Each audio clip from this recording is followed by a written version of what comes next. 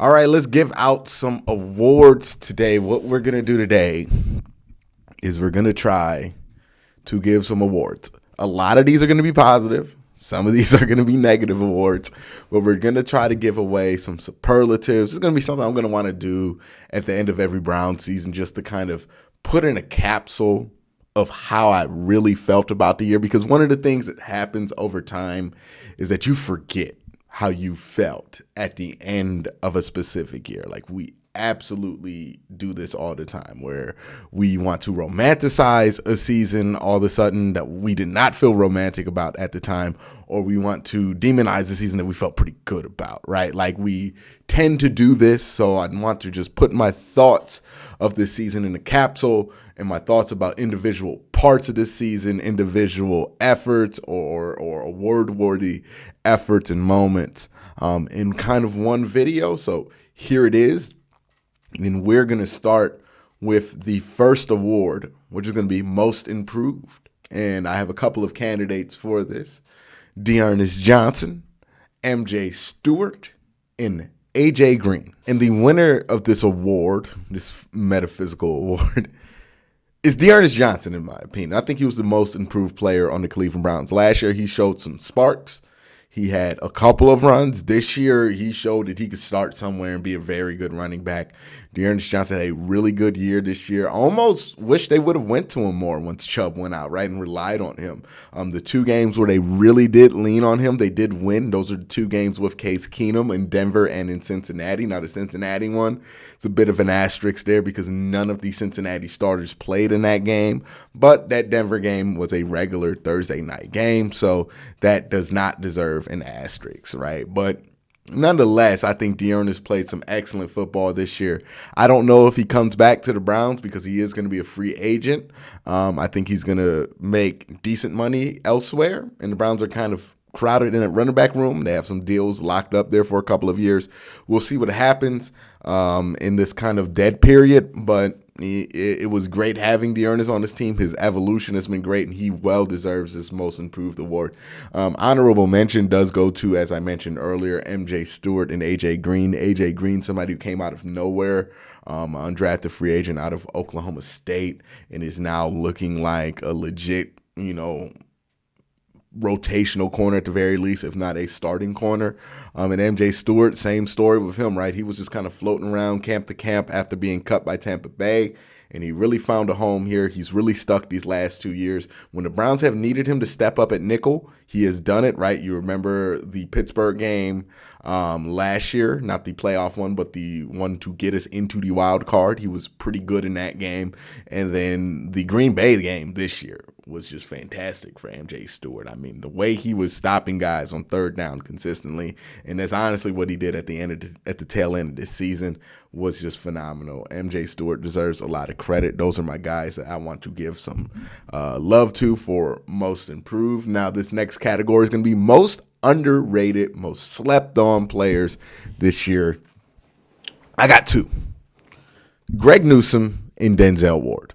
Now, Denzel Ward, I don't know if he qualifies as slept on because people are constantly mad at Denzel Ward for not playing like Darrelle Revis, but Denzel Ward was great this year. This might have been Denzel Ward's best year of his career. He didn't have the same amount of turnovers that he had his rookie year, but he made as many impactful plays, I feel like, as he did in his rookie year. Was a really excellent corner, shut down when you needed to. He had a couple of issues against Devontae Adams, who's one of the best wide receivers in the league. But if you look at what Jamar Chase has done throughout the rest of the league, and then what Jamar Chase absolutely could not do against Denzel Ward, that tells you everything you need to know about how good Denzel Ward is at the cornerback position. Fact of the matter is, no individual corner has done to Jamar Chase what Denzel Ward did to Jamar Chase this year. That's a huge feather in the cap for Denzel Ward. There are some bad games on here. Again, I mentioned one, the Green Bay game. It's not his best game. It wasn't a terrible game, but it's not his best game.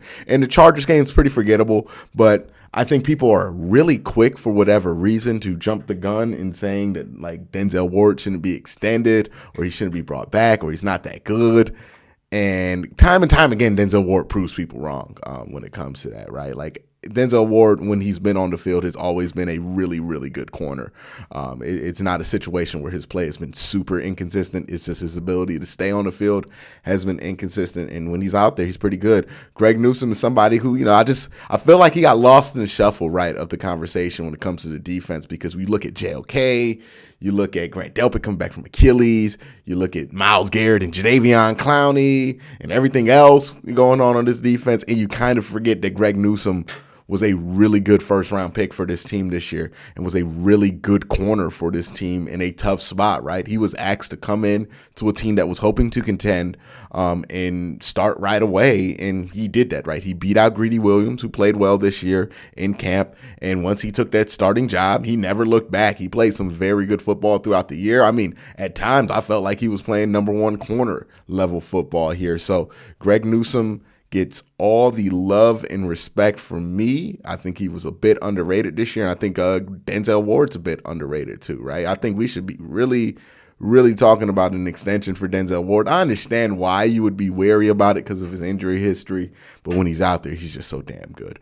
The next award is going to be Comeback Player of the Cleveland Browns this year. Going to be Grant Delpit, man. Grant Delpit came back from that Achilles injury, and look, all I wanted to see Grant Delpit do was be able to sprint this year. I did not expect him to play well. The fact that he played well was a bonus, but it was nice to see him out there being able to be fast, athletic. He looked like the Grant Delpit of old at times. A little bit inconsistent, can be fooled easily. He looked like a rookie safety, obviously. It's his first year, so he's not like above. He's not like where JOK is, where JOK is like above and beyond what you would expect a rookie to be at. He's not that yet, but he's going to be, or he's on a track to be a pretty solid player. The traits and tools are there. If he can just clean up a couple of things that most safeties with experience, it cleans up, I think he's going to be very good for this team. A very athletic guy. It's going to give him some range, and some versatility as well. Grant Delpit is another guy who I feel like really beat the odds too. Like that Achilles injury. Now we're finding out it's kind of like 10 years ago how we found out the ACL injury isn't what it used to be. We're starting to find out that for younger players, especially, that Achilles injury is not the death sentence it used to be. We saw Cam Akers come back from an Achilles injury, still look explosive. Obviously, Grant Delpit, other players have come back from this Achilles injury and looked explosive. Now, part of this is like, I think more people are getting Achilles injuries now more than ever. So like the odds are just opening up a little bit. But I think also if you're young and in football, the Achilles injury should be something you should be able to come back from. Well, not be expected to come back 100%, but we're going to start looking at that in like 5 years, like an ACL injury, as crazy as that sounds, because, just a couple of years ago, the Achilles injury was a death sentence for a player. But Grant Delpit coming back, looking real twitchy. Gotta love it, man. Gotta love it. All right, let's go to defensive MVP. You know who I'm going to put here. Look, I know there are some people, a small select, like handful of people who always want to complain about Myles Garrett. But Myles Garrett is the best player on this team. Myles Garrett is the face of this team. 95 is who everybody thinks about when they play the Cleveland Browns. This is Myles Garrett's team. He's the leader of this team. Myles Garrett is the best defensive player on this team. He's the best player on this team. You can complain that he didn't get 25 sacks. He got 16. And he broke the Browns' single season sack record in like 12 weeks. So I'm not here for any of the Myles Garrett complaints that I've been seeing recently. It's easy to complain about Myles when he's not playing, but when he is, it's real hard to complain when you actually have to go out there and watch Myles Garrett, because he's really good at football. He did suffer a little bit at the end of the season when Clowney wasn't able to be out there, and he had that hamstring injury, but he put in enough work, right, to get this award by like week 10. Myles Garrett is the face of the Cleveland Browns. He's the future of the Cleveland Browns. He's the franchise player of the Cleveland Browns. Myles Garrett going to be great here for a long time. I don't know what else I can say about Myles Garrett that I haven't already said on this channel. All right, now we're going to go to some best moments. Well, the best moment of the year. What was the best memory?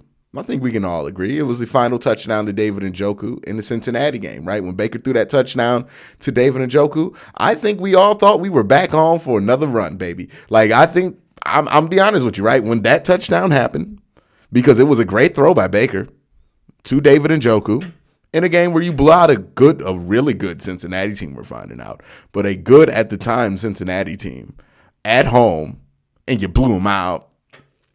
You know, we were pretty sure that things were back on track. Now, we would get a harsh reality check the next week. I think that was the game we got blown out by New England.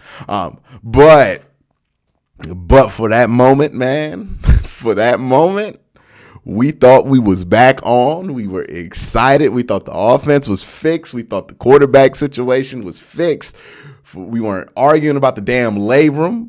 And that during that whole week before that next game, it was a great moment. It was a great week. David Njoku, that touchdown, great play, great throw, great catch. It just made you feel like all the issues with the offense were going to be fixed and that this team was finally going to get back on track. They finally put a game together, both offense and defense, and we felt like that's where we were going to go. Unfortunately, that's about as high as this team went this year. But still, it's undoubtedly the best memory of this year. And then we have the other side, the offensive MVP. Who's the offensive MVP? Nobody gets this award. Not a single soul deserves to be.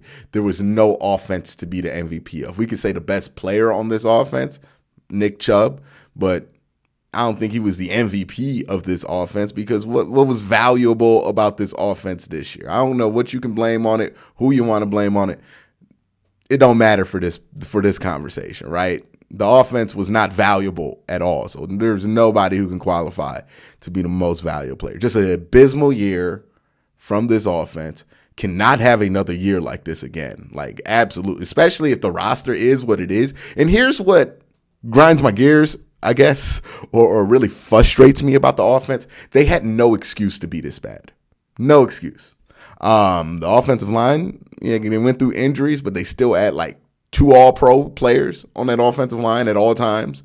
Baker was supposed to be good enough to be able to overcome some, circumstance. Now, he got hurt, and if you want to say he shouldn't have been out there, cool. But why couldn't we compensate if he shouldn't have been out there? What were we going to do with Case Keenum, right? Like, what was going to be the game plan there? And then, with the running game, you got Kareem Hunt, Nick Chubb. You still can't run the ball at a well enough level to make up for the deficit in the passing game. And, you had good wide receivers to start the year. You had Odell. You had Jarvis Landry. Jarvis produced at the end of the season. Odell produced, albeit for somebody else at the end of the season. Like, both of those wide receivers proved they can still be productive at the end of the season. So it just didn't make sense why this offense was as horrible as it was.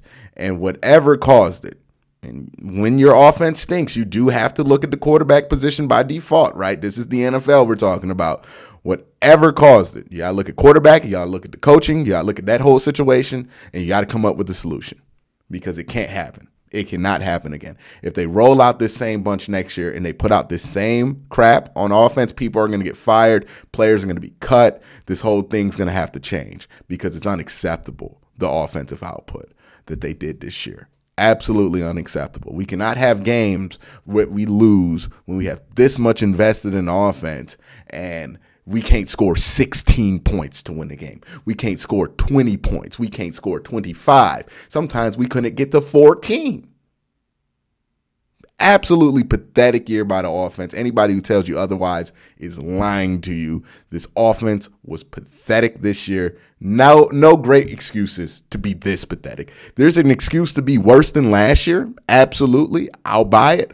But as bad as you were this year, as pathetic as you were this year on offense, absolutely not. No excuse for that. You should not be the 32nd ranked offense when you have Nick Chubb and Kareem Hunt and when you have Jarvis Landry and you have an offensive line. You should not be, I don't care who's the quarterback, you should not be the 32 ranked offense by any metric at all.